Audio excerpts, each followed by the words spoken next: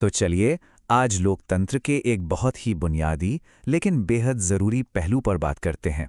वो है सत्ता की साझेदारी। मतलब ये सोच कि पावर किसी एक के हाथ में नहीं बल्कि सबके बीच बंटी होनी चाहिए। चलिए एक सवाल से शुरुआत करते हैं। सोचिए एक ऐसा देश जहां अलग-अलग भाषा, धर्म या संस्कृति के लोग रहते हों। तो क्या होता है जब ये विविधता ही देश के टूटने का खतरा बन जाए? कोई देश खुद को बिखरने से कैसे बचाता है? इसी सवाल का जवाब ढूंढने के लिए हम दो देशों की कहानी देखेंगे। एक तरफ बेल्जियम, दूसरी तरफ श्रीलंका। दोनों ही देशों में डाइवर्सिटी थी, लेकिन दोनों ने जो रास्ते चुने वो बिल्कुल अलग थे और उनके अंजाम भी उतने ही अलग निकले। तो सबसे पहले बेल्जियम की कहानी देखते हैं। ये इस बात का एक बेहतरीन उदाहरण है कि कैसे आपसी समझ और दूर की सोच से एक बहुत बड़े संकट को टाला जा सकता है। देखिए, बेल्जियम की जो बनावट थी वो थोड़ी कॉम्प्लेक्स थी। देश की कुल आबादी में 59% लोग डच बोलते थे, 40% फ्रेंच और बचा हुआ 1% जर्मन। लेकिन मजे की बात यह थी कि राजधानी ब्रुसेल्स में मामला एकदम उल्टा था। वहां 80% लोग फ्रेंच बोलते थे। मतलब यहां पर टकराव की हर वजह मौजूद थी। तो सवाल यह है कि बेल्जियम ने यह सब कैसे संभाला? देखिए, उनके नेताओं ने वाकई में एक बहुत ही अनोखा और समझदारी भरा रास्ता निकाला। 1970 से 1993 के बीच उन्होंने अपने संविधान में 4 बड़े बदलाव किए। पहला, ये तय किया कि केंद्र सरकार में डच और फ्रेंच बोलने वाले मंत्री बराबर होंगे। दूसरा, केंद्र की कई शक्तियां राज्यों को दे दी। तीसरा, राजधानी ब्रुसेल्स के लिए एक अलग सरकार बनाई जिसमें दोनों समुदायों को बराबर का हक मिला। और चौथा, एक बिल्कुल अलग तरह की कम्युनिटी गवर्नमेंट बनाई जो भाषा और संस्कृति जैसे मामलों को देखती थी। सुनने में थोड़ा कॉम्प्लिकेटेड लग सकता है ना? पर कमाल की बात यह है कि यह मॉडल कामयाब रहा। बेल्जियम ने न सिर्फ खुद को गृहयुद्ध से बचाया बल्कि देश को एक भी रखा। और इसकी कामयाबी का इससे बड़ा सबूत क्या होगा कि जब यूरोपियन यूनियन बना तो उसका हेडक्वार्टर बेल्जियम की राजधानी ब्रुसेल्स को ही चुना गया। अब कहानी का रुख मोड़ते हैं और चलते हैं श्रीलंका की तरफ। यहां जो हुआ वो बेल्जियम से एकदम ही उल्टा था और इसके नतीजे भी काफी भयानक साबित हुए। श्रीलंका में भी जातीय विविधता थी। वहां की आबादी में करीब 74% सिंहली भाषी थे और 18% तमिल भाषी। तो यहां साफ साफ एक समुदाय की मेजॉरिटी थी।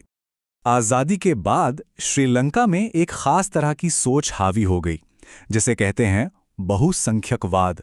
इसका मतलब सीधा सा है, ये मान लेना कि जो समुदाय संख्या में ज्यादा है वो अपनी मर्जी से देश पर राज कर सकता है, भले ही इसके लिए माइनॉरिटी की जरूरतों को नजरअंदाजी क्यों ना करना पड़े। और इसके बाद जो हुआ वो एक एक करके देश को गृहयुद्ध की तरफ धकेलता गया। 1956 में एक कानून पास हुआ जिसने सिंहली को देश की अकेली ऑफिशियल लैंग्वेज बना दिया और तमिल भाषा को साइडलाइन कर दिया। सरकारी नौकरियों से लेकर यूनिवर्सिटीज तक हर जगह सिंहली लोगों को प्राथमिकता मिलने लगी। इन सब कदमों की वजह से तमिल लोगों को लगने लगा कि उनके साथ भेदभाव हो रहा है और यही एहसास आगे चलकर एक भयानक सिविल वॉर में बदल गया जो सालों तक चला और 2009 में जाकर खत्म हुआ।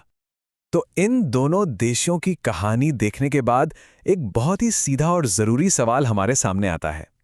आखिर ये सत्ता की साझेदारी, ये पावर शेयरिंग इतनी जरूरी क्यों है? बेल्जियम का मॉडल क्यों चल गया और श्रीलंका का क्यों फेल हो गया? देखिए, इसके पीछे ना 2 बड़े कारण दिए जाते हैं। पहला कारण तो बड़ा प्रैक्टिकल है, जिसे युक्तिपरक तर्क कहते हैं। ये कहता है कि पावर शेयरिंग एक स्मार्ट मूव है क्योंकि इससे अलग अलग ग्रुप्स के बीच झगड़े और देश में अस्थिरता का खतरा कम हो जाता है। और दूसरा कारण है नैतिक, जो लोकतंत्र की बुनियाद से जुड़ा है। ये लाइन बहुत गहरी है। सत्ता की साझेदारी लोकतंत्र की आत्मा है।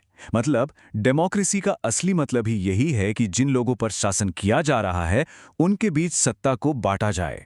एक सही सरकार वही है जिसमें हर ग्रुप को लगे कि इस सिस्टम में उसकी भी भागीदारी है। अच्छा, तो ये तो समझ आ गया कि पावर शेयरिंग जरूरी क्यों है, पर सवाल ये है कि ये की कैसे जाती है, इसके तरीके क्या हैं? तो आइए इसके कुछ आम तरीकों पर एक नज़र डालते हैं। आज के दौर में पावर शेयरिंग के कई तरीके अपनाए जाते हैं। एक तरीका है सरकार के अलग अलग अंगों जैसे विधायिका, कार्यपालिका और न्यायपालिका के बीच पावर को बांटना। दूसरा तरीका है अलग अलग लेवल पर पावर बांटना, जैसे केंद्र सरकार और राज्य सरकारों के बीच। तीसरा, जैसा हमने बेल्जियम में देखा, अलग अलग सामाजिक या भाषाई ग्रुप्स के बीच पावर शेयर की जा सकती है। और हाँ, जब अलग अलग पॉलिटिकल पार्टियां मिलकर सरकार बनाती हैं, यानी गठबंधन सरकार, तो वो भी पावर शेयरिंग का ही एक रूप है। और अब आखिर में एक सवाल जिसके साथ ये चर्चा खत्म करते हैं। बेल्जियम और श्रीलंका की कहानियां हमें सोचने पर मजबूर करती हैं। क्या कभी-कभी शांति बनाए रखने के लिए किए गए मुश्किल और शायद परफेक्ट न दिखने वाले समझौते उस आदर्श लोकतंत्र से बेहतर होते हैं जो आखिर में देश को लड़ाई और बंटवारे की आग में झोंक दे? इस पर सोचिएगा जरूर।